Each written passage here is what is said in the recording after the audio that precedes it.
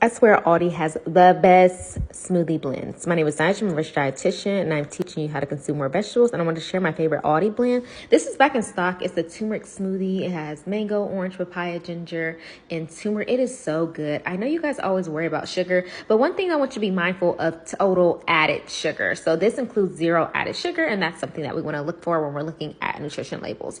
So this is going to be a full 8 ounces, I believe, but I split it in half. But if my schedule is pretty busy, lunch is going to be later, I'll do the whole thing. And that's what today was. Then I'm going to add some fresh kale. I always like to add a vegetable in my smoothie.